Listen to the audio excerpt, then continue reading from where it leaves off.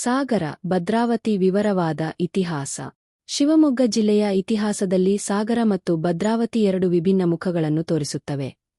ಒಂದು ರಾಜವಂಶ, ದೇವಾಲಯ ಮತ್ತು ಮಲೆನಾಡಿನ ಸಂಸ್ಕೃತಿಯ ಸಂಕೇತವಾದರೆ, ಮತ್ತೊಂದು ಕರ್ನಾಟಕದ ಕೈಗಾರಿಕಾ ಬೆಳವಣಿಗೆಯ ಹೆಮ್ಮೆ.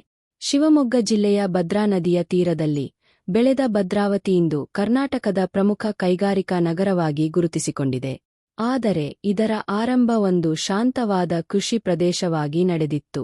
ಹೆಸರಿನ ಮೂಲ ಭದ್ರಾವತಿ ಎಂಬ ಹೆಸರು ಈ ಪ್ರದೇಶದ ಜೀವನಾಡಿಯಾದ ಭದ್ರಾ ನದಿಯಿಂದ ಬಂದಿದೆ. ನದಿಯ ತೀರದಲ್ಲಿ ಜನವಸತಿ ಬೆಳೆಯತೊಡಗಿ ಸಣ್ಣ ಗ್ರಾಮಗಳು ರೂಪುಗೊಂಡವು. ಕೃಷಿ, ನೀರಿನ ಸಂಪತ್ತು ಮತ್ತು ಪ್ರಕೃತಿಯ ಆಧಾರದಲ್ಲಿ ಈ ಪ್ರದೇಶ ನಿಧಾನವಾಗಿ ಅಭಿವೃದ್ಧಿಯಾಯಿತು. ನಂತರ ಈ ವಸತಿ ದೊಡ್ಡ ಪಟ್ಟಣವಾಗಿ ಬೆಳೆಯುತ್ತಾ ಭದ್ರಾವತಿ ಎಂಬ ಹೆಸರಿನಿಂದ ಪ್ರಸಿದ್ಧಿಯಾಯಿತು. ಉಕ್ಕಿನ ನಗರಿಯ ಹುಟ್ಟು. 20ನೇ ಶತಮಾನದ ಆರಂಭದಲ್ಲಿ ಈ ಪ್ರದೇಶದ ಮಹತ್ವ ಹೊಸ ರೂಪ ಪಡೆದಿತು. ಇಲ್ಲಿ ಕೈಗಾರಿಕೆ ಸ್ಥಾಪಿಸಲು ಅಗತ್ಯವಾದ 3 ಪ್ರಮುಖ ಸಂಪನ್ಮೂಲಗಳು ಲಭ್ಯವಿದ್ದವು: ಕಬ್ಬಿಣದ ಅಯಸ್ಕ, ಸುಣ್ಣದ ಕಲ್ಲು, ಸಮೃದ್ಧ ನೀರಿನ ಲಭ್ಯತೆ. ಈ ಸಂಪನ್ಮೂಲಗಳ ಆಧಾರದ ಮೇಲೆ ಇಲ್ಲಿ ಉಕ್ಕು ಕೈಗಾರಿಕೆ ಸ್ಥಾಪಿಸುವ ಯೋಜನೆ ಆರಂಭವಾಯಿತು. ಸುಮಾರು 1918ರಲ್ಲಿ ಸ್ಥಾಪನೆಯಾದ ಮೈಸೂರು ಐರನ್ ವರ್ಕ್ಸ್ ಭದ್ರಾವತಿಯ ಇತಿಹಾಸವನ್ನು ಸಂಪೂರ್ಣವಾಗಿ ಬದಲಿಸಿತು. ನಂತರ ಇದು Mysore iron for steel works ಆಗಿ ಅಭಿವೃದ್ಧಿಗೊಂಡು ಮುಂದೆ steel authority of India limited ಅಧೀನದಲ್ಲಿ Visvesvaraya iron and steel plant VISL ಎಂಬ ಹೆಸರಿನಿಂದ ಪ್ರಸಿದ್ಧಿಯಾಯಿತು. ಈ ಕೈಗಾರಿಕಾ ಅಭಿವೃದ್ಧಿಯ ಹಿಂದೆ ಭಾರತದ ಮಹಾನ್ ಇಂಜಿನಿಯರ್ ಎನ್. ವಿಶ್ವೇಶ್ವರಯ್ಯ ಅವರ ದೂರದೃಷ್ಟಿ ಮತ್ತು ಯೋಜನಾ ಚಿಂತನೆ ಪ್ರಮುಖ ಪಾತ್ರವಹಿಸಿತು. ಅವರ ಕೊಡುಗೆಯಿಂದ ಭದ್ರಾವತಿ ಕೈಗಾರಿಕಾ ನಕ್ಷೆಯಲ್ಲಿ ಪ್ರಮುಖ ಸ್ಥಾನ ಪಡೆದಿತು. ಕೈಗಾರಿಕಾ ಬೆಳವಣಿಗೆ. ಉಕ್ಕು ಕೈಗಾರಿಕೆಯ ಯಶಸ್ಸಿನ ನಂತರ ಭದ್ರಾವತಿಯಲ್ಲಿ ಅನೇಕ ಕೈಗಾರಿಕೆಗಳು ಬೆಳೆಯತೊಡಗಿದವು. ಕಾಗದ ಕೈಗಾರಿಕೆ, ಸಿಮೆಂಟ್ ಉತ್ಪಾದನೆ, ಮರ ಆಧಾರಿತ ಕೈಗಾರಿಕೆಗಳು, ಎಂಜಿನಿಯರಿಂಗ್ ಘಟಕಗಳು. ಇವುಗಳಿಂದ ಸಾವಿರಾರು ಉದ್ಯೋಗಗಳು ಸೃಷ್ಟಿಯಾದವು ಮತ್ತು ನಗರ ವೇಗವಾಗಿ ಬೆಳೆಯಿತು. ಇದರಿಂದ ಭದ್ರಾವತಿಗೆ ಸ್ಟೀಲ್ ಸಿಟಿ ಆಫ್ ಕರ್ನಾಟಕ ಎಂಬ ಹೆಮ್ಮೆ ದೊರೆಯಿತು. ಸಾಗರವು ಶಿವಮೊಗ್ಗ ಜಿಲ್ಲೆಯ ಮಲೆನಾಡಿನ ಪ್ರಮುಖ ಐತಿಹಾಸಿಕ ಪಟ್ಟಣವಾಗಿದೆ. ಇದರ ಇತಿಹಾಸವು ಮಧ್ಯಯುಗದ ಕರ್ನಾಟಕದ ರಾಜಕೀಯ ಮತ್ತು ಸಾಂಸ್ಕೃತಿಕ ಬೆಳವಣಿಗೆಯೊಂದಿಗೆ ಸಂಬಂಧ ಹೊಂದಿದೆ. ಸಾಗರ ಎಂಬ ಹೆಸರು ಹಿಂದೆ ಇದ್ದ ಸದಾಶಿವ ಸಾಗರ ಕೆರೆಯಿಂದ ಬಂದಿದೆ ಎಂದು ಹೇಳಲಾಗುತ್ತದೆ. ನಂತರ ಇದನ್ನು ಗಣಪತಿ ಕೆರೆ ಎಂದು ಕರೆಯಲಾಯಿತು. ಕೆಳದಿ ಅರಸರ ಆಡಳಿತ ಮತ್ತು ಮಲೆನಾಡಿನ ಸಂಸ್ಕೃತಿಯಿಂದ ಸಾಗರ ಪ್ರದೇಶವು ವಿಶೇಷ ಸ್ಥಾನ ಪಡೆದಿದೆ. ಕೆಳದಿ ಅರಸರ ಉದಯ. ಸಾಗರದ ಹತ್ತಿರದ ಕೇಲಾಡಿ ಪ್ರದೇಶವೇ ಕೆಳದಿ ಅರಸರ ಮೂಲಸ್ಥಳವೆಂದು ಪರಿಗಣಿಸಲಾಗುತ್ತದೆ. ಕೇಲಾಡಿ ನಾಯಕ್ಸ್ ಮೊದಲಿಗೆ ವಿಜಯನಗರ ಎಂಪಾಯ ಸಾಮಂತರಾಗಿದ್ದು, ವಿಜಯನಗರ ಸಾಮ್ರಾಜ್ಯದ ಕುಸಿತದ ನಂತರ ಸ್ವತಂತ್ರ ಆಡಳಿತವನ್ನು ಸ್ಥಾಪಿಸಿದರು.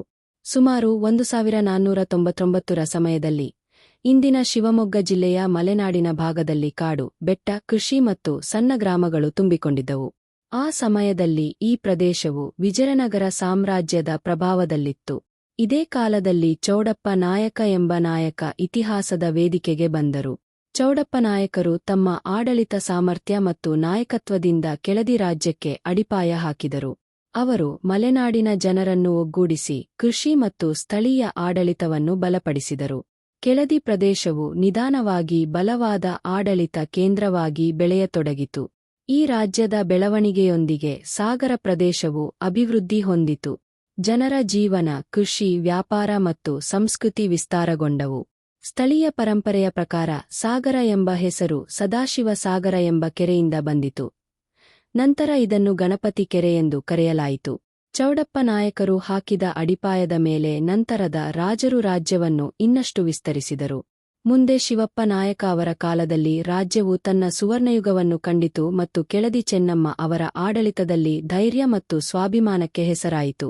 ಹೀಗೆ ಸಾಗರವು ಕೇವಲ ಒಂದು ಪಟ್ಟಣವಾಗಿರದೆ ಮಲೆನಾಡಿನ ಇತಿಹಾಸ, ಕೆಳದಿ ಅರಸರ ವೈಭವ ಮತ್ತು ಕರ್ನಾಟಕದ ಸಾಂಸ್ಕೃತಿಕ ಪರಂಪರೆಯನ್ನು ಹೊತ್ತ ನೆಲವಾಗಿ ಇಂದಿಗೂ ಗುರುತಿಸಿಕೊಂಡಿದೆ. ಸದಾಶಿವ ನಾಯಕ. ಸಾಗರದ ಬೆಳವಣಿಗೆಯ ಕತೆ. 16ನೇ ಶತಮಾನದಲ್ಲಿ ಕೆಳದಿ ರಾಜ್ಯದ ಪ್ರಮುಖ ಆಡಳಿತಗಾರರಲ್ಲಿ ಒಬ್ಬರಾದ ಸದಾಶಿವ ನಾಯಕ ಸಾಗರ ಪ್ರದೇಶದ ಅಭಿವೃದ್ಧಿಯಲ್ಲಿ ಪ್ರಮುಖ ಪಾತ್ರವಹಿಸಿದರು. ಅವರ ಕಾಲದಲ್ಲಿ ಮಲೆನಾಡು ಪ್ರದೇಶದಲ್ಲಿ ಕೃಷಿ, ನೀರಾವರಿ ಮತ್ತು ಜನವಸತಿ ಬೆಳವಣಿಗೆಗೆ ಹೆಚ್ಚು ಮಹತ್ವ ನೀಡಲಾಯಿತು. ಸ್ಥಳೀಯ ಇತಿಹಾಸ ಮತ್ತು ಪರಂಪರೆಯ ಪ್ರಕಾರ ಸಾಗರ ಪಟ್ಟಣದ ಪ್ರಸಿದ್ಧ ಕೆರೆಯಾದ ಸದಾಶಿವ ಸಾಗರ ಇವರ ಕಾಲದಲ್ಲಿ ನಿರ್ಮಾಣಗೊಂಡಿತು ಎಂದು ಹೇಳಲಾಗುತ್ತದೆ. ಕಾಲಕ್ರಮೇಣ ಈ ಕೆರೆ ಗಣಪತಿ ಕೆರೆ ಎಂಬ ಹೆಸರಿನಿಂದ ಪ್ರಸಿದ್ಧಿಯಾಯಿತು. ಈ ಕೆರೆ ಕೇವಲ ನೀರಿನ ಮೂಲವಾಗಿರದೆ ಕೃಷಿಗೆ ನೆರವಾಯಿತು, ಜನರ ಜೀವನೋಪಾಯಕ್ಕೆ ಬೆಂಬಲ ನೀಡಿತು, ಪಟ್ಟಣದ ಬೆಳವಣಿಗೆಗೆ ಆಧಾರವಾಯಿತು, ಸಾಗರದ ಗುರುತಾಗಿ ರೂಪುಗೊಂಡಿತು. ಆದ್ದರಿಂದ ಸದಾಶಿವನಾಯಕರನ್ನು ಸಾಗರ ಪ್ರದೇಶದ ಬೆಳವಣಿಗೆ ಮತ್ತು ನೀರಾವರಿ ಅಭಿವೃದ್ಧಿಗೆ ಕೊಡುಗೆ ನೀಡಿದ ಪ್ರಮುಖ ಆಡಳಿತಗಾರರಲ್ಲಿ ಒಬ್ಬರೆಂದು ನೆನಪಿಸಿಕೊಳ್ಳಲಾಗುತ್ತದೆ. ಅವರನ್ನು ಕೆಳದಿ ರಾಜ್ಯದ ಅತ್ಯಂತ ಪ್ರಸಿದ್ಧ ಮತ್ತು ಶಕ್ತಿಶಾಲಿ ರಾಜರಲ್ಲಿ ಒಬ್ಬರೆಂದು ಪರಿಗಣಿಸಲಾಗುತ್ತದೆ. ಅವರು ಸುಮಾರು 1645 ರಿಂದ 1660 ರವರೆಗೆ ಆಡಳಿತ ನಡೆಸಿದರು ಮತ್ತು ಈ ಅವಧಿಯನ್ನು ಕೆಳದಿ ರಾಜ್ಯದ ಸುವರ್ಣಯುಗ ಎಂದು ಕರೆಯಲಾಗುತ್ತದೆ. ಶಿವಪ್ಪ ನಾಯಕರ ಆಡಳಿತದಲ್ಲಿ ರಾಜ್ಯವು ರಾಜಕೀಯವಾಗಿ ಬಲಗೊಂಡಿತು ಹಾಗೂ ಆರ್ಥಿಕವಾಗಿ ಅಭಿವೃದ್ಧಿಯಾಯಿತು. ಅವರು ಕೃಷಿ ಮತ್ತು ಆಡಳಿತಕ್ಕೆ ಹೆಚ್ಚಿನ ಮಹತ್ವ ನೀಡಿದರು. ಅವರ ಪ್ರಮುಖ ಸಾಧನೆಗಳು: ಶಿವಪ್ಪ ನಾಯಕನ ಭೂತೆರಿಗೆ ಪದ್ಧತಿ, ರೈತರಿಗೆ ಅನುಕೂಲವಾಗುವಂತೆ ಭೂಮಾಪನ ಆಧಾರಿತ ತೆರಿಗೆ ವ್ಯವಸ್ಥೆ ರೂಪಿಸಿದರು. ಕೋಟೆಗಳ ನಿರ್ಮಾಣ ಮತ್ತು ರಕ್ಷಣೆಯ ರಾಜ್ಯದ ಭದ್ರತೆಗೆ ಕೋಟೆಗಳು ಮತ್ತು ಆಡಳಿತ ಕೇಂದ್ರಗಳನ್ನು ಬಲಪಡಿಸಿದರು. ಕೃಷಿ ಅಭಿವೃದ್ಧಿ, ನೀರಾವರಿ ಮತ್ತು ಕೃಷಿ ಉತ್ಪಾದನೆ ಹೆಚ್ಚಿಸಲು ಕ್ರಮ ಕೈಗೊಂಡರು. ವ್ಯಾಪಾರ ಬೆಳವಣಿಗೆ, ಮಲೆನಾಡಿನ ಉತ್ಪನ್ನಗಳ ವ್ಯಾಪಾರಕ್ಕೆ ಉತ್ತೇಜನ ನೀಡಿದರು. ಆಡಳಿತ ಸುಧಾರಣೆಯ ರಾಜ್ಯ ನಿರ್ವಹಣೆಯನ್ನು ಹೆಚ್ಚು ಸಂಘಟಿತಗೊಳಿಸಿದರು. ಅವರ ಕಾಲದಲ್ಲಿ ಕೆಳದಿ ರಾಜ್ಯವು ಕರ್ನಾಟಕದ ಪ್ರಮುಖ ಆಡಳಿತ ಮತ್ತು ಆರ್ಥಿಕ ಶಕ್ತಿಗಳಲ್ಲಿ ಒಂದಾಗಿ ಬೆಳೆಯಿತು. ಇಂದಿಗೂ ಶಿವಪ್ಪ ನಾಯಕರನ್ನು ಉತ್ತಮ ಆಡಳಿತ, ಶಿಸ್ತು ಮತ್ತು ಅಭಿವೃದ್ಧಿಯ ಸಂಕೇತವಾಗಿ ನೆನಪಿಸಲಾಗುತ್ತದೆ. 17ನೇ ಶತಮಾನದಲ್ಲಿ ಮಲೆನಾಡಿನ ಕೆಳದಿ ರಾಜ್ಯವು ದಕ್ಷಿಣ ಭಾರತದ ಪ್ರಮುಖ ರಾಜ್ಯಗಳಲ್ಲಿ ಒಂದಾಗಿತ್ತು. ಇದೇ ಸಮಯದಲ್ಲಿ ಇತಿಹಾಸದಲ್ಲಿ ಅಮರವಾದ ಹೆಸರಾಗಿ ಕೆಳದಿ ಚೆನ್ನಮ್ಮ ಹೊರಹೊಮ್ಮಿದರು. ತಮ್ಮ ಪತಿಯ ನಿಧನದ ನಂತರ ಸುಮಾರು 1672ರಲ್ಲಿ ಅವರು ರಾಜ್ಯದ ಆಡಳಿತವನ್ನು ವಹಿಸಿಕೊಂಡರು. ಆ ಕಾಲದಲ್ಲಿ ಮಹಿಳೆಯೊಬ್ಬರು ರಾಜ್ಯವನ್ನು ಮುನ್ನಡೆಸುವುದು ದೊಡ್ಡ ಸವಾಲಾಗಿದ್ದರು. ಚೆನ್ನಮ್ಮ ಅವರು ಧೈರ್ಯ ಮತ್ತು ಜಾಣ್ಮೆಯಿಂದ ಆಡಳಿತ ನಡೆಸಿದರು. ಅವರ ಆಡಳಿತದಲ್ಲಿ ರಾಜ್ಯದ ಭದ್ರತೆ, ಕೃಷಿ, ಆಡಳಿತ ಮತ್ತು ಜನರ ಕಲ್ಯಾಣಕ್ಕೆ ಮಹತ್ವ ನೀಡಲಾಯಿತು. ಇದೇ ಸಮಯದಲ್ಲಿ ಉತ್ತರ ಭಾರತದಲ್ಲಿ ಔರಂಗಜೇಬ್ ನೇತೃತ್ವದ ಮುಘಲ್ ಸಾಮ್ರಾಜ್ಯ ದಕ್ಷಿಣದತ್ತ ತನ್ನ ಪ್ರಭಾವವನ್ನು ವಿಸ್ತರಿಸುತ್ತಿತ್ತು. ಆ ಸಂದರ್ಭದಲ್ಲಿ ಮರಾಠರ ರಾಜ ರಾಜಾರಾಮ ಮಹಾರಾಜ ಸಂಕಷ್ಟಕ್ಕೆ ಸಿಲುಕಿ ಆಶ್ರಯಕ್ಕಾಗಿ ಕೆಳದಿ ರಾಜ್ಯವನ್ನು ಸಂಪರ್ಕಿಸಿದರು. ರಾಜಾರಾಮರಿಗೆ ಆಶ್ರಯ ನೀಡುವುದು ದೊಡ್ಡ ಅಪಾಯವಾಗಿದ್ದರು. ರಾಣಿ ಚೆನ್ನಮ್ಮ ಅವರು ನ್ಯಾಯ ಮತ್ತು ಮಾತಿನ ಗೌರವವನ್ನು ಉಳಿಸಿಕೊಂಡು ಅವರಿಗೆ ರಕ್ಷಣೆ ನೀಡಿದರು. ಇದರಿಂದ ಮುಘಲ್ ಒತ್ತಡ ಹೆಚ್ಚಾದರೂ ಅವರು ಹಿಂದೆ ಸರಿಯಲಿಲ್ಲ. ತಮ್ಮ ಆಡಳಿತ, ತಂತ್ರ ಮತ್ತು ಧೈರ್ಯದಿಂದ ರಾಜ್ಯದ ಗೌರವವನ್ನು ಕಾಪಾಡಿದರು. ರಾಣಿ ಚೆನ್ನಮ್ಮ ಅವರ ಆಡಳಿತವು ಕೇವಲ ಯುದ್ಧ ಮತ್ತು ರಾಜಕೀಯಕ್ಕಷ್ಟೇ ಸೀಮಿತವಾಗಿರಲಿಲ್ಲ. ಜನರ ಅಭಿವೃದ್ಧಿ, ಸಂಸ್ಕೃತಿ ಮತ್ತು ರಾಜ್ಯದ ಸ್ಥಿರತೆಗೆ ಕೂಡ ಕಾರಣವಾಯಿತು. ಸುಮಾರು 1697ರಲ್ಲಿ ಅವರ ಆಡಳಿತದ ಅವಧಿ ಅಂತ್ಯಗೊಂಡರು. ಅವರ ಧೈರ್ಯ ಮತ್ತು ಸ್ವಾಭಿಮಾನದ ಕತೆ ಇಂದಿಗೂ ಕರ್ನಾಟಕದ ಇತಿಹಾಸದಲ್ಲಿ ಜೀವಂತವಾಗಿದೆ. ರಾಣಿ ಕೆಳದಿ ಚೆನ್ನಮ್ಮ ಎಂದರೆ ಅಧಿಕಾರಕ್ಕಿಂತ ಗೌರವ ದೊಡ್ಡದು ಎಂದು ತೋರಿಸಿದ ಕರ್ನಾಟಕದ ಹೆಮ್ಮೆಯ ರಾಣಿ. 18ನೇ ಶತಮಾನದ ಮಧ್ಯಭಾಗದಲ್ಲಿ ಕೆಳದಿ ರಾಜ್ಯವು ತನ್ನ ಅಂತಿಮ ಹಂತವನ್ನು ತಲುಪುತ್ತಿತ್ತು. ಇದೇ ಸಮಯದಲ್ಲಿ ವೀರಮ್ಮಾಜಿ ಕೆಳದಿ ರಾಜ್ಯದ ಆಡಳಿತವನ್ನು ವಹಿಸಿಕೊಂಡರು. ಅವರು ಕೆಳದಿ ನಾಯಕರ ಆಡಳಿತದ ಕೊನೆಯ ಪ್ರಮುಖ ರಾಣಿಯಾಗಿ ಇತಿಹಾಸದಲ್ಲಿ ಗುರುತಿಸಿಕೊಂಡಿದ್ದಾರೆ. ಅವರ ಆಡಳಿತದ ಅವಧಿಯಲ್ಲಿ ರಾಜ್ಯವು ಹಲವು ಸವಾಲುಗಳನ್ನು ಎದುರಿಸಿತು.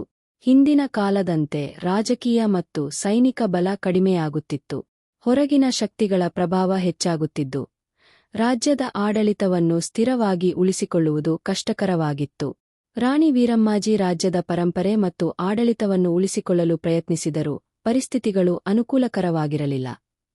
ಮಲೆನಾಡಿನಲ್ಲಿ ಹಲವು ರಾಜಕೀಯ ಬದಲಾವಣೆಗಳು ನಡೆಯುತ್ತಿದ್ದು, ಕೆಳದಿ ರಾಜ್ಯ ತನ್ನ ಹಿಂದಿನ ಶಕ್ತಿಯನ್ನು ಕಳೆದುಕೊಳ್ಳತೊಡಗಿತು.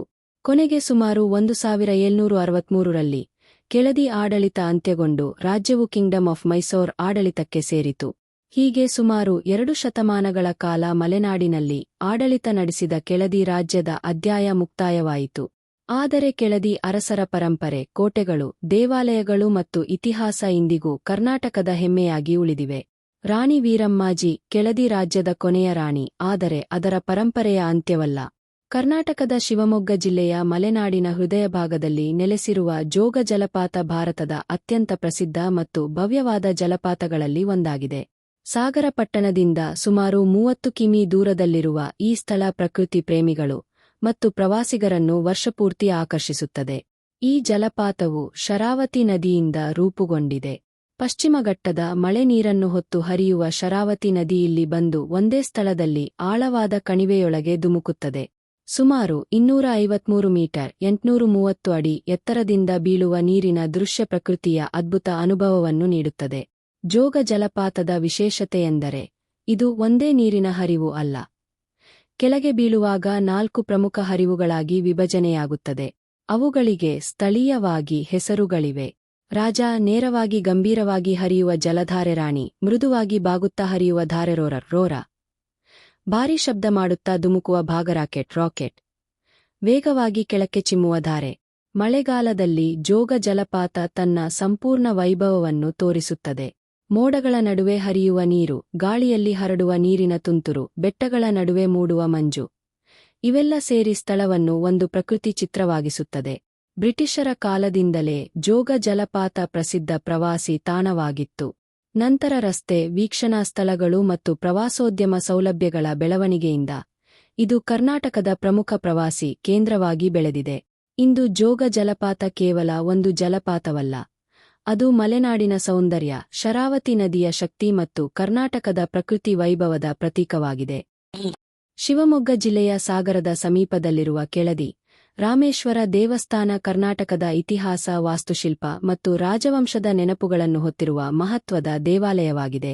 ಇದು ಕೇವಲ ಪೂಜೆಯ ಸ್ಥಳವಲ್ಲ, ಕೆಳದಿ ನಾಯಕರ ಆಡಳಿತ, ಸಂಸ್ಕೃತಿ ಮತ್ತು ಕಲೆಯ ಜೀವಂತ ಸಾಕ್ಷಿಯಾಗಿದೆ. ಸುಮಾರು 16-17ನೇ ಶತಮಾನಗಳಲ್ಲಿ ಕೆಳದಿ ರಾಜ್ಯ ತನ್ನ ಪ್ರಭಾವವನ್ನು ವಿಸ್ತರಿಸುತ್ತಿದ್ದ ಕಾಲದಲ್ಲಿ ಈ ಪ್ರದೇಶವು ಪ್ರಮುಖ ಆಡಳಿತ ಕೇಂದ್ರವಾಗಿತ್ತು. ಕೆಳದಿ ನಾಯಕರು ತಮ್ಮ ಆಡಳಿತದ ಜೊತೆಗೆ ದೇವಾಲಯಗಳ ನಿರ್ಮಾಣಕ್ಕೂ ಹೆಚ್ಚಿನ ಮಹತ್ವ ನೀಡಿದರು. ಈ ದೇವಾಲಯವು ಅವರ ಧಾರ್ಮಿಕ ನಂಬಿಕೆ ಮತ್ತು ವಾಸ್ತುಶಿಲ್ಪದ ಆಸಕ್ತಿಯನ್ನು ತೋರಿಸುತ್ತದೆ. ದೇವಾಲಯದ ಮುಖ್ಯ ದೇವರು ಭಗವಾನ್ ಶಿವ ರಾಮೇಶ್ವರ ರೂಪದಲ್ಲಿ ಪೂಜಿಸಲ್ಪಡುತ್ತಾರೆ. ಸ್ಥಳೀಯ ಪರಂಪರೆಯ ಪ್ರಕಾರ ಈ ದೇವಾಲಯವು ರಾಜವಂಶದ ಆರಾಧನಾ ಕೇಂದ್ರವಾಗಿತ್ತು ಎಂದು ಹೇಳಲಾಗುತ್ತದೆ. ಈ ದೇವಾಲಯದ ಅತ್ಯಂತ ದೊಡ್ಡ ವಿಶೇಷತೆ ಅದರ ಕಲ್ಲಿನ ವಾಸ್ತುಶಿಲ್ಪ. ಇಲ್ಲಿ ಕಾಣಬಹುದಾದ ವಿಶೇಷತೆಗಳು: ಕಲ್ಲಿನಲ್ಲಿ ಕೆತ್ತಿದ ಸ್ತಂಭಗಳು, ಸೂಕ್ಷ್ಮ ಶಿಲ್ಪಕಲೆ, ಹಳೆಯ ಕಾಲದ ದ್ರಾವಿಡ ಶೈಲಿಯ ನಿರ್ಮಾಣ ಸಭಾಮಂಟಪ ಮತ್ತು ದೇವಾಲಯದ ವಿನ್ಯಾಸ, ರಾಜವಂಶದ ಕಾಲದ ಕಲಾತ್ಮಕ ಕೆತ್ತನೆಗಳು. ದೇವಾಲಯದ ಪ್ರಾಂಗಣದಲ್ಲಿ ನಡೆದುಕೊಂಡು ಹೋದಾಗ ಹಳೆಯ ಮಲೆನಾಡಿನ ಆಡಳಿತದ ಕಾಲಕ್ಕೆ ಹಿಂತಿರುಗಿದ ಅನುಭವವಾಗುತ್ತದೆ. ಕಲ್ಲಿನ ಪ್ರತಿಯೊಂದು ಭಾಗವೂ ಒಂದು ಕಥೆಯನ್ನು ಹೇಳುವಂತೆ ಕಾಣುತ್ತದೆ. ಕೆಳದಿ ರಾಜ್ಯದ ಉದಯದಿಂದ ಹಿಡಿದು ಶಿವಪ್ಪ ನಾಯಕ ಹಾಗೂ ಕೆಳದಿ ಚೆನ್ನಮ್ಮ ಅವರ ಕಾಲದವರೆಗೆ ಈ ಪ್ರದೇಶವು ಇತಿಹಾಸದ ಪ್ರಮುಖ ಸಾಕ್ಷಿಯಾಗಿ ಉಳಿಯಿತು. ಇಂದಿಗೂ ಈ ದೇವಸ್ಥಾನಕ್ಕೆ ಇತಿಹಾಸ ಪ್ರೇಮಿಗಳು, ಪ್ರವಾಸಿಗರು ಮತ್ತು ಭಕ್ತರು ಭೇಟಿ ನೀಡುತ್ತಾರೆ. ಕೆಳದಿ ರಾಮೇಶ್ವರ ದೇವಸ್ಥಾನ ಎಂದರೆ ಕಲ್ಲಿನಲ್ಲಿ ಕೆತ್ತಿದ ಕೆಳದಿ ರಾಜ್ಯದ ಇತಿಹಾಸ. ಇಕ್ಕೇರಿ ಅಘೋರೇಶ್ವರ ದೇವಸ್ಥಾನ ಕಲ್ಲಿನಲ್ಲಿ ಮೂಡಿದ ಕೆಳದಿ ಸಾಮ್ರಾಜ್ಯದ ವೈಭವ. ಸಾಗರದ ಸಮೀಪದಲ್ಲಿರುವ ಇಕ್ಕೇರಿ ಅಘೋರೇಶ್ವರ ದೇವಸ್ಥಾನ ಕರ್ನಾಟಕದ ಅತ್ಯಂತ ಅದ್ಭುತ ಐತಿಹಾಸಿಕ ದೇವಾಲಯಗಳಲ್ಲಿ ಒಂದಾಗಿದೆ. ಈ ದೇವಾಲಯವು ಕೇವಲ ಧಾರ್ಮಿಕ ಸ್ಥಳವಲ್ಲ, ಅದು ಕೆಳದಿ ಅರಸರ ಆಡಳಿತ, ಕಲೆ ಮತ್ತು ವಾಸ್ತುಶಿಲ್ಪದ ವೈಭವವನ್ನು ಇಂದಿಗೂ ಹೇಳುವ ಜೀವಂತ ಸ್ಮಾರಕವಾಗಿದೆ. ಒಂದು ಕಾಲದಲ್ಲಿ ಇಕ್ಕೇರಿ ಕೆಳದಿ ರಾಜ್ಯದ ರಾಜಧಾನಿಯಾಗಿತ್ತು. ಸುಮಾರು 16ನೇ ಶತಮಾನದಲ್ಲಿ ಕೆಳದಿ ಆಡಳಿತ ಬಲವಾಗುತ್ತಿದ್ದ ಸಂದರ್ಭದಲ್ಲಿ ಇಕ್ಕೇರಿ ರಾಜಕೀಯ ಮತ್ತು ಸಾಂಸ್ಕೃತಿಕ ಕೇಂದ್ರವಾಗಿ ಬೆಳೆಯಿತು. ಇದೇ ಅವಧಿಯಲ್ಲಿ ಈ ಭವ್ಯವಾದ ಅಘೋರೇಶ್ವರ ದೇವಸ್ಥಾನ ನಿರ್ಮಾಣವಾಯಿತು ಎಂದು ಇತಿಹಾಸಕಾರರು ಪರಿಗಣಿಸುತ್ತಾರೆ. ದೇವಾಲಯದ ಮುಖ್ಯ ದೇವರು ಅಘೋರೇಶ್ವರ ಶಿವ. ಅಘೋರ ಎಂದರೆ ಶಾಂತ ಮತ್ತು ಕರುಣಾಮಯ ರೂಪ ಎಂಬ ಅರ್ಥವನ್ನು ಸೂಚಿಸುತ್ತದೆ. ಈ ದೇವಾಲಯದ ದೊಡ್ಡ ವಿಶೇಷತೆ ಅದರ ವಾಸ್ತುಶಿಲ್ಪವಾಗಿದೆ. ಇಲ್ಲಿ ದ್ರಾವಿಡ, ಹೊಯ್ಸಳ ಮತ್ತು ವಿಜಯನಗರ ಶೈಲಿಗಳ ಸಂಯೋಜನೆಯನ್ನು ಕಾಣಬಹುದು. ದೇವಾಲಯದ ಒಳಗೆ ಪ್ರವೇಶಿಸಿದಾಗ ಕಾಣಿಸುವು ಎತ್ತರದ ಕಲ್ಲಿನ ಗೋಪುರ, ಸುಂದರವಾಗಿ ಕೆತ್ತಿದ ಸ್ತಂಭಗಳು, ಕಲ್ಲಿನ ಗೋಡೆಗಳ ಮೇಲಿನ ಸೂಕ್ಷ್ಮ ಕಲಾಕೃತಿ, ವಿಶಾಲ ಸಭಾಮಂಟಪ, ಪುರಾತನ ಶಿಲ್ಪ ಮತ್ತು ವಿನ್ಯಾಸಗಳು. ಪ್ರತಿಯೊಂದು ಕಲ್ಲಿನ ಕೆತ್ತನೆಯು ಆ ಕಾಲದ ಕಲಾವಿದರ ನೈಪುಣ್ಯವನ್ನು ತೋರಿಸುತ್ತದೆ. ಈ ದೇವಾಲಯವು ಕೆಳದಿ ರಾಜ್ಯದ ಬೆಳವಣಿಗೆಗೆ ಸಾಕ್ಷಿಯಾಗಿದ್ದು, ನಂತರದ ಕಾಲದಲ್ಲಿ ಶಿವಪ್ಪ ನಾಯಕ ಮತ್ತು ಕೆಳದಿ ಚೆನ್ನಮ್ಮ ಅವರ ಆಡಳಿತದ ಕಾಲದ ಸಾಂಸ್ಕೃತಿಕ ಪರಂಪರೆಯ ನೆನಪನ್ನು ಹೊತ್ತಿದೆ. ಇಂದು ಇಕ್ಕೇರಿ ಅಘೋರೇಶ್ವರ ದೇವಸ್ಥಾನವು ಇತಿಹಾಸ, ಶಿಲ್ಪಕಲೆ ಮತ್ತು ಆಧ್ಯಾತ್ಮಿಕತೆಯನ್ನು ಒಂದೇ ಕಡೆ ಅನುಭವಿಸಲು ಸಾಧ್ಯವಾಗುವ ಅಪರೂಪದ ಸ್ಥಳವಾಗಿದೆ. ಇಕ್ಕೇರಿ ಅಘೋರೇಶ್ವರ ದೇವಸ್ಥಾನ ಎಂದರೆ ಕಲ್ಲುಗಳಲ್ಲಿ ಜೀವಂತವಾಗಿರುವ ಕೆಳದಿ ಸಾಮ್ರಾಜ್ಯದ ಕತೆ. ಲಿಂಗನಮಕ್ಕಿ ಅಣೆಕಟ್ಟು ಶರಾವತಿಯ ಶಕ್ತಿಯಿಂದ ಹುಟ್ಟಿದ ಜಲ ವೈಭವ. ಸಾಗರದ ಸಮೀಪದಲ್ಲಿರುವ ಲಿಂಗನಮಕ್ಕಿ ಅಣೆಕಟ್ಟು ಕರ್ನಾಟಕದ ಪ್ರಮುಖ ಜಲಾಶಯ ಮತ್ತು ಜಲವಿದ್ಯುತ್ ಯೋಜನೆಗಳಲ್ಲಿ ಒಂದಾಗಿದೆ. ಪಶ್ಚಿಮ ಘಟ್ಟದ ಪ್ರಕೃತಿ ಸೌಂದರ್ಯದ ನಡುವೆ ನಿರ್ಮಿಸಲಾದ ಈ ಅಣೆಕಟ್ಟು ಶರಾವತಿ ನದಿಯ ಮೇಲೆ ನಿರ್ಮಿತವಾಗಿದ್ದು, ಮಲೆನಾಡಿನ ಅಭಿವೃದ್ಧಿಯಲ್ಲಿ ಮಹತ್ವದ ಪಾತ್ರ ವಹಿಸಿದೆ. 20ನೇ ಶತಮಾನದ ಮಧ್ಯಭಾಗದಲ್ಲಿ ಕರ್ನಾಟಕದಲ್ಲಿ ವಿದ್ಯುತ್ ಉತ್ಪಾದನೆ ಮತ್ತು ನೀರಿನ ನಿರ್ವಹಣೆಯ ಅಗತ್ಯ ಹೆಚ್ಚಾದಾಗ, ಶರಾವತಿ ನದಿಯ ಸಾಮರ್ಥ್ಯವನ್ನು ಬಳಸಿಕೊಳ್ಳುವ ಯೋಜನೆ ರೂಪಿಸಲಾಯಿತು. ಅದರ ಫಲವಾಗಿ ಲಿಂಗನಮಕ್ಕಿ ಅಣೆಕಟ್ಟು ನಿರ್ಮಾಣಗೊಂಡಿತು. ಅಣೆಕಟ್ಟು ನಿರ್ಮಾಣವಾದ ನಂತರ ವಿಶಾಲ ಜಲಾಶಯ ನಿರ್ಮಾಣವಾಯಿತು. ಮಳೆಗಾಲದಲ್ಲಿ ಪಶ್ಚಿಮ ಘಟ್ಟದಿಂದ ಹರಿದುಬರುವ ನೀರು ಇಲ್ಲಿ ಸಂಗ್ರಹವಾಗುತ್ತದೆ. ಇದೇ ನೀರನ್ನು ವಿದ್ಯುತ್ ಉತ್ಪಾದನೆ ಮತ್ತು ಜಲ ನಿರ್ವಹಣೆಗೆ ಬಳಸಲಾಗುತ್ತದೆ. ಈ ಅಣೆಕಟ್ಟಿನ ವಿಶೇಷತೆಗಳು: ಶರಾವತಿ ನದಿಯ ಮೇಲೆ ನಿರ್ಮಿತ ಪ್ರಮುಖ ಜಲಾಶಯ ಕರ್ನಾಟಕದ ಜಲವಿದ್ಯುತ್ ಅಭಿವೃದ್ಧಿಗೆ ಪ್ರಮುಖ ಕೊಡುಗೆ. ವಿಶಾಲ ಹಿನ್ನೀರು ಪ್ರದೇಶ, ಮಲೆನಾಡಿನ ಪ್ರಕೃತಿ ಮತ್ತು ನೀರಿನ ಅದ್ಭುತ ಸಂಗಮ. ಮಳೆಗಾಲದಲ್ಲಿ ಮನಮೋಹಕ ದೃಶ್ಯಗಳು. ಅಣೆಕಟ್ಟಿನ ಸುತ್ತಲೂ ಬೆಟ್ಟಗಳು, ಕಾಡುಗಳು ಮತ್ತು ಶಾಂತವಾದ ನೀರಿನ ವಿಸ್ತಾರ ಕಾಣುತ್ತದೆ. ಬೆಳಗಿನ ಮಂಜು, ಸಂಜೆ ಸೂರ್ಯಾಸ್ತ ಮತ್ತು ಹಿನ್ನೀರಿನ ದೃಶ್ಯಗಳು ಪ್ರವಾಸಿಗರನ್ನು ವಿಶೇಷವಾಗಿ ಆಕರ್ಷಿಸುತ್ತವೆ.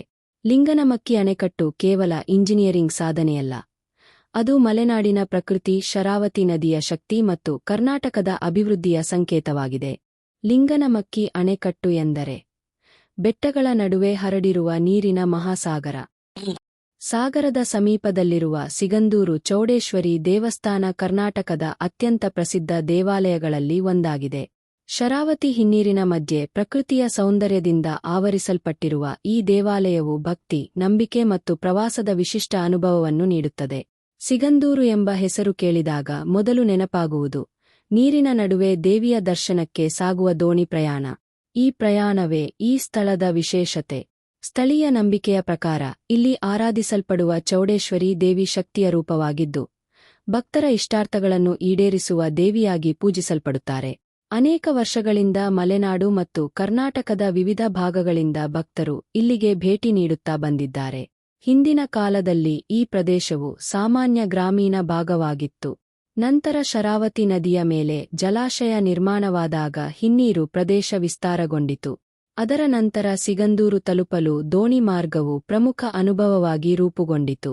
ದೇವಾಲಯಕ್ಕೆ ಹೋಗುವ ಪ್ರಯಾಣದಲ್ಲಿ ಶಾಂತವಾದ ಹಿನ್ನೀರು ಪ್ರದೇಶ, ಹಸಿರು ಬೆಟ್ಟಗಳ ದೃಶ್ಯದೋಣಿ ಪ್ರಯಾಣದ ಅನುಭವ, ಪ್ರಕೃತಿಯ ನಡುವೆ ಆಧ್ಯಾತ್ಮಿಕ ವಾತಾವರಣ, ಇವೆಲ್ಲ ಸೇರಿ ವಿಶೇಷ ಅನುಭವವನ್ನು ನೀಡುತ್ತವೆ. ದೇವಾಲಯದ ಆವರಣದಲ್ಲಿ ಭಕ್ತರು ದೇವಿಯ ದರ್ಶನ ಪಡೆದು ಪೂಜೆ ಸಲ್ಲಿಸುತ್ತಾರೆ.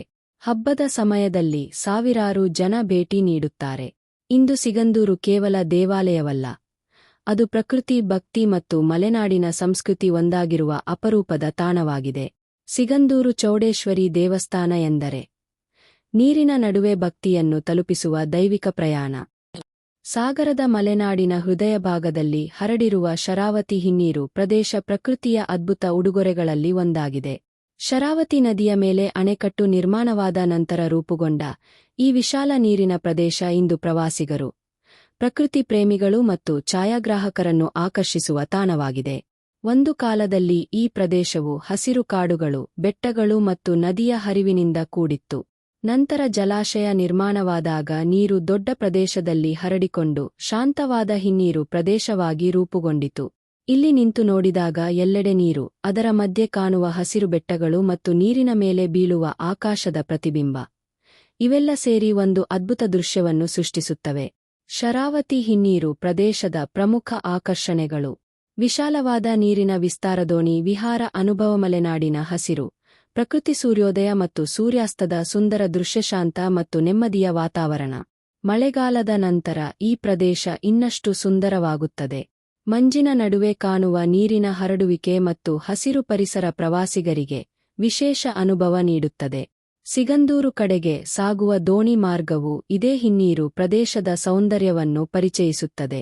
ಇಂದು ಶರಾವತಿ ಹಿನ್ನೀರು ಪ್ರದೇಶ ಕೇವಲ ನೀರಿನ ಪ್ರದೇಶವಲ್ಲ, ಅದು ಮಲೆನಾಡಿನ ಪ್ರಕೃತಿ, ಶಾಂತಿ ಮತ್ತು ಜೀವನದ ಸೌಂದರ್ಯವನ್ನು ಅನುಭವಿಸುವ ಸ್ಥಳವಾಗಿದೆ. ಶರಾವತಿ ಹಿನ್ನೀರು ಪ್ರದೇಶ ಎಂದರೆ ಬೆಟ್ಟಗಳ ನಡುವೆ ಹರಡಿರುವ ನೀರಿನ ಶಾಂತ ಲೋಕ. ಸಾಗರ ಪ್ರದೇಶವು ಮಲೆನಾಡಿನ ಹಸಿರು ಪರಿಸರ, ಮಳೆ ಮತ್ತು ಕೃಷಿ ಆಧಾರಿತ ಜೀವನಶೈಲಿಯಿಂದ ಪ್ರಸಿದ್ಧವಾಗಿದೆ. ಕಾಲಕ್ರಮೇಣ ಈ ಪ್ರದೇಶವು ಪ್ರಕೃತಿ ಸಂಪತ್ತಿನ ನೆರವಿನಿಂದ ಬೆಳೆಯುತ್ತಾ ಪ್ರಮುಖ ಕೃಷಿ ಕೇಂದ್ರವಾಗಿ ರೂಪುಗೊಂಡಿತು. ಮಲೆನಾಡಿನಲ್ಲಿ ಹೆಚ್ಚು ಮಳೆಯಾಗುವುದರಿಂದ ಇಲ್ಲಿ ಕೃಷಿಗೆ ಅನುಕೂಲಕರ ವಾತಾವರಣ ನಿರ್ಮಾಣವಾಯಿತು. ಜನರು ಭೂಮಿಯನ್ನು ಅವಲಂಬಿಸಿ ಜೀವನ ಸಾಗಿಸುತ್ತಿದ್ದರು ಮತ್ತು ಕೃಷಿಯೇ ಮುಖ್ಯ ಉದ್ಯೋಗವಾಗಿತ್ತು. ಸಾಗರ ಪ್ರದೇಶದ ಬೆಳವಣಿಗೆಗೆ ಪ್ರಮುಖ ಕಾರಣಗಳು: ಅಡಿಕೆ ಬೆಳೆ ಮಲೆನಾಡಿನ ಪ್ರಮುಖ ವಾಣಿಜ್ಯ ಬೆಳೆಗಳಲ್ಲಿ ಒಂದು. ಮೆಣಸು ಬೆಳೆ ಬೆಟ್ಟ ಪ್ರದೇಶಗಳಲ್ಲಿ ಬೆಳೆಯುವ ಪ್ರಮುಖ ಮಸಾಲೆ ಬೆಳೆರಣ್ಯ ಸಂಪತ್ತು, ಮರ, ಔಷಧೀಯ ಸಸ್ಯಗಳು ಮತ್ತು ನೈಸರ್ಗಿಕ ಸಂಪನ್ಮೂಲಗಳು. ಸ್ಥಳೀಯ ವ್ಯಾಪಾರ, ಕೃಷಿ ಉತ್ಪನ್ನಗಳ ವಿನಿಮಯ ಮತ್ತು ಮಾರುಕಟ್ಟೆ ಬೆಳವಣಿಗೆ. ಹಿಂದಿನ ಕಾಲದಲ್ಲಿ ಗ್ರಾಮಗಳು ಪ್ರಕೃತಿಯೊಂದಿಗೆ ಬೆಸೆದುಕೊಂಡ ಜೀವನ ನಡೆಸುತ್ತಿದ್ದರು. ಮಣ್ಣಿನ ಮನೆಗಳು, ತೋಟಗಳು, ಕೆರೆಗಳು ಮತ್ತು ಕಾಡಿನ ಸುತ್ತ ಜನರ ಬದುಕು ಸಾಗುತ್ತಿತ್ತು. ಮಳೆಗಾಲ ಬಂದಾಗ ಹಸಿರಿನಿಂದ ತುಂಬಿದ ಮಲೆನಾಡು ಜೀವಂತವಾಗುತ್ತಿತ್ತು. ಕೃಷಿ, ಕಾಡು ಮತ್ತು ವ್ಯಾಪಾರ ಇವುಗಳ ಸಂಯೋಜನೆಯೇ ಸಾಗರದ ಆರ್ಥಿಕ ಮತ್ತು ಸಾಂಸ್ಕೃತಿಕ ಬೆಳವಣಿಗೆಗೆ ಕಾರಣವಾಯಿತು. ಇಂದಿಗೂ ಸಾಗರ ಪ್ರದೇಶ ಮಲೆನಾಡಿನ ಸಂಸ್ಕೃತಿ, ಕೃಷಿ ಮತ್ತು ಪ್ರಕೃತಿಯ ಸೌಂದರ್ಯವನ್ನು ಉಳಿಸಿಕೊಂಡಿದೆ. ಮಲೆನಾಡಿನ ಜೀವನ ಎಂದರೆ ಮಳೆ, ಹಸಿರು, ಕೃಷಿ ಮತ್ತು ಪ್ರಕೃತಿಯೊಂದಿಗೆ ಸಾಗುವ ಬದುಕಿನ ಕತೆ. ಶಿವಮೊಗ್ಗ ಜಿಲ್ಲೆಯ ಹೃದಯ ಭಾಗದಲ್ಲಿ ಭದ್ರಾ ನದಿಯ ತೀರದಲ್ಲಿ ಬೆಳೆದ ಭದ್ರಾವತಿ ಇಂದು ಕರ್ನಾಟಕದ ಪ್ರಮುಖ ಕೈಗಾರಿಕಾ ನಗರಗಳಲ್ಲಿ ಒಂದಾಗಿದೆ. ಆದರೆ ಈ ನಗರ ಯಾವಾಗಲೂ ಕೈಗಾರಿಕಾ ಕೇಂದ್ರವಾಗಿರಲಿಲ್ಲ. ಒಂದು ಕಾಲದಲ್ಲಿ ಭದ್ರಾವತಿ ಪ್ರದೇಶವು ಹಸಿರು ಹೊಲಗಳು, ಗ್ರಾಮಗಳು ಮತ್ತು ಕೃಷಿ ಆಧಾರಿತ ಜೀವನದಿಂದ ಕೂಡಿದ ಶಾಂತ ಪ್ರದೇಶವಾಗಿತ್ತು. ಭದ್ರಾ ನದಿಯ ನೀರು ಈ ಭಾಗದ ಜನರ ಕೃಷಿ ಮತ್ತು ಜೀವನಕ್ಕೆ ಆಧಾರವಾಗಿತ್ತು.